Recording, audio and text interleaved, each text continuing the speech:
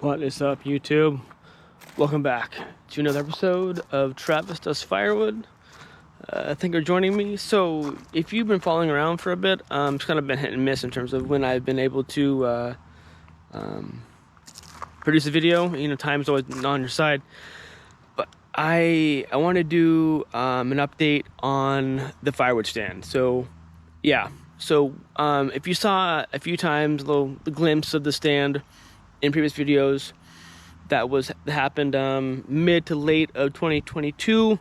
It is currently 2023, and the roof was in shambles. It was terrible. So we updated the roof, updated the stand a little bit. I think I need to adjust some more things, but we're gonna take a gander without having the traffic be a factor. So what we did is put in a new roof. Before it was just a 1/4-inch plywood. Just roll out with some tar on the nails. Put up some fascia to kind of hold it all together. And the pitch is about the same, but a little higher. The only issue I see, as I'm going to point out, is I'm shorter, so I can stand under this stand no problem. But when people who are of average age go to pay here at the cash box, a lot of them have to bend down to get in here. So I may need to adjust the pitch, because right now it's going sloping down north and up south. I may reverse it. So where you go to pay at the cash box and at the Venmo code is up. Without having to create another crate where the awning to protect the wood, so it has the necessary sun, but like with the snow or the rain, the overhang does not reduce, have to be too high, so it's not a big eyesore from the road. Because I don't want, because I know that this is a big improvement, but I want to make sure that it still remains professional. So what I still need, so I think that's something to address. Another thing I want to address are the signage for each of the sections. Right now this is cedar bundles. Right now this is a rack of wood. Right now this is for campfire bundles, firewood bundles, and this is one more rack of wood. But these signs are from the dollar store. They work out great. I think I had them before to pinpoint down the hill in the backyard when what species of wood and when it was processed and stacked. I use them here because sometimes these racks, I change them in terms of what is the need or what I have available, etc. So these signs are great, but when they get old, they get hammered and they're not usable.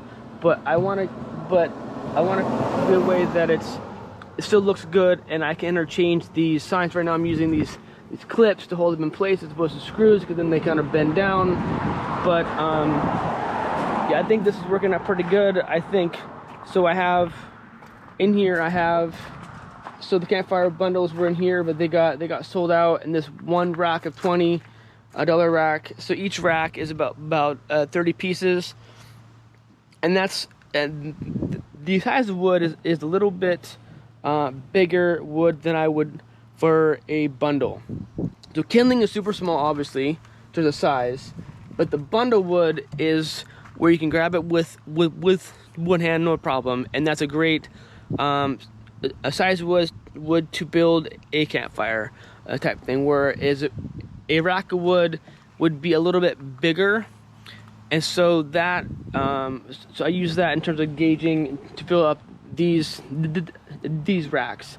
Now if the wood is a little bit bigger, it's going to go to a bigger rack, and I call that bonfire wood, where it's dried wood, but wood that is a little bit bigger in terms of size and girth, and that goes for a little bit more money. Now sometimes when I buy wood, it comes in shorties or cookies. So I have one rack here for 15. Similar in terms of the count or the square footage of wood, but they're not the regular split, or they're still like in rounds, or they're like branches, but they're shorties. It's still wood, it burns, but if people want to still burn and save a buck, I have that rack too. So again, I have some more bundles because I tend to sell more bundles and do racks. And I try to move them to the other side so people can see them, so I get them sold as opposed to having to add more. And then recently I figured out that not everyone wants a massive bundle of cedar, so I have these smaller bundles, these like half bundles, and they're half the price. They're $5. So I'm trying to sell that. So I think the stand is ever evolving in terms of like what I sell and how I sell it. I do have several reoccurring customers, which is great. I feel the stand is still user friendly and intuitive, where people can literally message me on Facebook, a marketplace or OfferUp. Usually it's a marketplace, and say, hey, may I have your address? And I say, no, probably here's my address. And they come by when they're ready, and they know to pay at the front of the stand. Either that's going to be cash or it's going to be Venmo, and they come and they grab what they need, they pay, and they go. So it's very, very easy peasy. And yes, I do have theft, but that's mainly in the winter.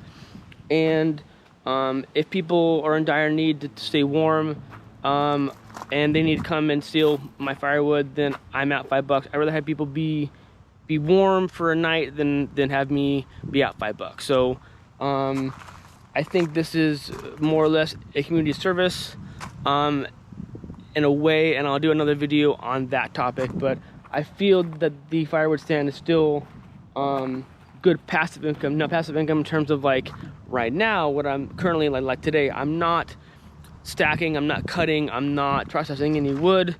It's just here ready to go to be sold. Granted, there are days that I am down in the backyard and I'm cutting with a chainsaw, or I'm splitting with my splitter, or I'm stacking, and that's unpaid labor and time then.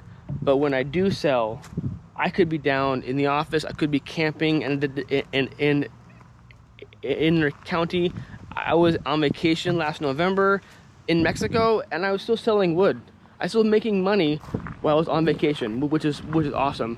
So it's passive in that sense, in terms of like, it's here, people come and they grab their wood and then they pay and they go. I had one customer a few months ago come to me, or he messaged me wanting wood. I gave him the address, he came by, and he told me later on, because if I can, I asked people to tell me what they purchased, so I can keep track of it, because I have a spreadsheet of what they bought and who bought it, and whether there's an OfferUp or marketplace. So he messaged me later on of what he bought, and then I went to go to the cash box and I say, hey, so-and-so, you gave me too much money. It's like, I gave you a tip because I didn't want to have to deal with people. Your stand is great. I just came in and I bought, and didn't have to talk to someone, didn't have to deal with someone. It was easy, so I just wanted to give you a little tip just for that. So I think a lot of people they appreciate the self-service. They appreciate to buy local, and not and they appreciate how the value in terms of like it's cheaper than going to the local hardware store, the gas station, with the wood that they want to buy. So that's that in a nutshell. I'll probably add a little more info on an update on the stand, but I think the stand is still going strong. I mean, there'll be days I don't get any hits, but there'll be weekends that I'm still selling like $200 worth of wood. Now, granted, I think you've seen in the past that I have sold bulk wood in terms of like a cage of an ICB tote worth of wood, which is about the 1/3 of a quart of is heaped. And I could do that, but I don't have enough wood in inventory. I usually don't have enough wood in inventory that is seasoned enough at the time to sell it, as well as if you do the math, which I know that you a lot of you have checked out Adam at Hometown Acres. He's done the math because he's an accountant, and you make more money with bundles and lower quantity wood than you do in larger quantity wood, like 1/3 of a quart or 1/2 a quart, a full quart of wood. And I am in no rush to sell this wood. This is not my full-time job. This is my side hustle. So for me to sell it and at a lesser quantity of wood for more money, I know that Joe at Ohio Woodburger is always harping about value-added wood. If it's in a bundle or a rack or a bundle of cedar, and you can sell it at a premium, then you're making your money's worth right there. So what a time I can spend to get as much money than I can, then that's the bit better for me. So that's a little snippet of the Firewood Stand. I hope that all makes sense. Go ahead and do ask me questions you have down below, but for sure, please subscribe and hit the notification bell and give a thumbs up, and I'll see you next time. Thank you. Bye.